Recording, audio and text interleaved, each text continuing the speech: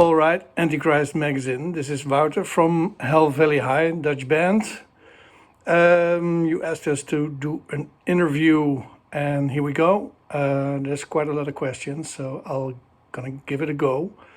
The first one: what's the meaning behind the band name? When we were brainstorming for a name for the band, we thought of the Back to the Future movies that we all love, and Marty McFly, the main character, he grew up in an area called Hill Valley, and in the alternative dystopian timeline where Biff Tannen is in charge, Marty goes back and there's a sign that doesn't say Hill Valley but Hell Valley. So we took that, but there was already a band with that name, so we changed it into Hell Valley High, which also includes the name of the high school in the movie.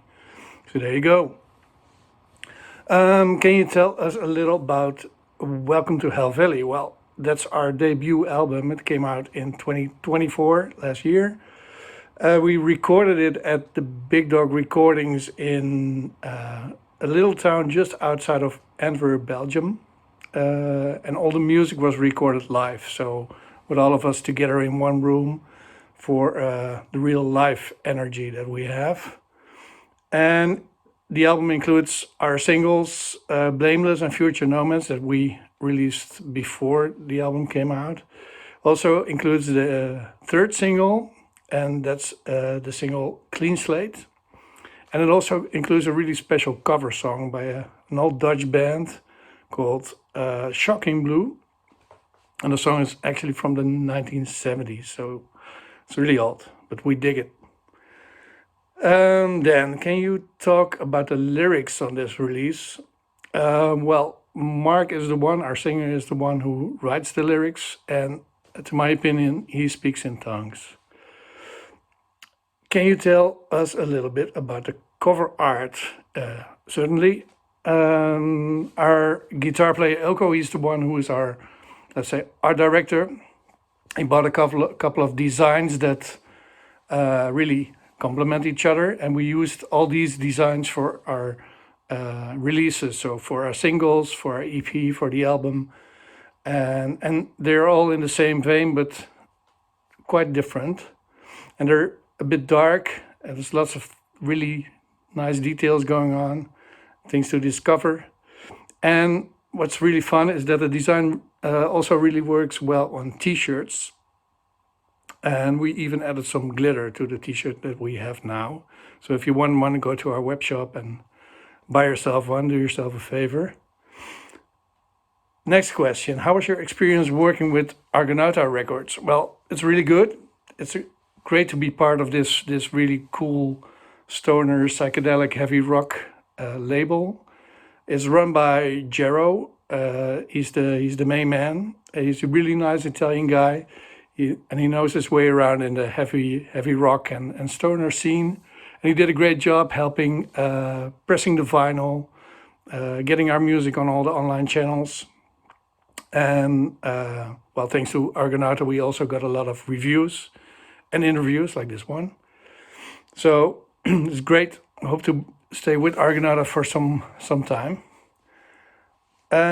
What do you do for livelihood outside of music? Well, there's 5 of us, not just me, and we all have different jobs, ranging from working in the music industry, entertainment industry, to working at educational institutes. So a lot of different stuff. When did you first discover your interest in heavy music? Well, as for me, I was about 10, I think, starting with bands like Alice Cooper, Bon Jovi, Guns N' Roses, stuff like that. And before that, I grew up on the music my dad played mainly, which were bands like Pink Floyd, Dire Straits, Eagles, Iron Butterfly, stuff like that. Then, what challenges have you overcome as a musician?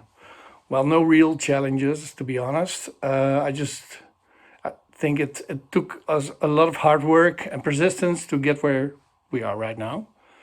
And yes, but that also includes playing at squats, playing for just 2 or 3 people, getting paid very little, and getting told no a lot, no sorry maybe, but it's all good.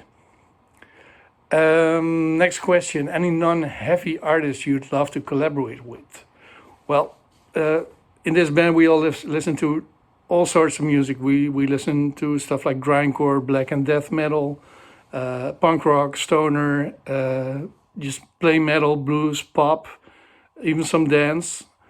But for me personally, I think I'd like to have Bruce Springsteen as a guest on our next album. That would be the shit. How do you see the evolution of heavy rock over the years? Well, this was a very special year, 2025, because it all started, this heavy rock thing, with a band from Birmingham called Black Sabbath. And this year, in July, they will say farewell. They will do just one more show in Villa Park in Birmingham. And, well, we are ready to take over when they're done. Then some short questions. Your thoughts on AI generated cover art? Well, don't do it. Be creative and support artists. The first album you bought with your own money? Well, for me, it was the first CD was The Number of the Beast by Iron Maiden. And my first vinyl record must have been Hello Waits by Slayer, I think. I think it was about 12, so a while back. The other question: is there a conspiracy theory you think that could actually be true? I think going back to the future. Next question: if your music were a movie, which one would it be? Well, like I said, Back to the Future. What's the worst job you've have ever had? The worst job? I'm not really into biblical figures. Next one. Your favorite pop song? That must be The Power of Love by Huey Lewis and the News. This song is also in the movie Back to the Future, of course. And we also play it at the end of every live show. So there you go. And the final question: what are the future plans for Hell Valley High? Well, currently we're working on new music, new songs, and we're gonna do some really nice shows in a couple of months. And we're playing with Planet of Zeus, with Stone Jesus, Mars Red Sky, and even with our friends from Valros and Derricino. So I'll say just come and check us out. All right, that was it. Thanks a lot, Antichrist Magazine, for having us. And go check out our music, Hell Valley High. You can find it anywhere and everywhere. And support us, buy our shit, buy our glitter shirts, buy our records, and stay in touch. See ya.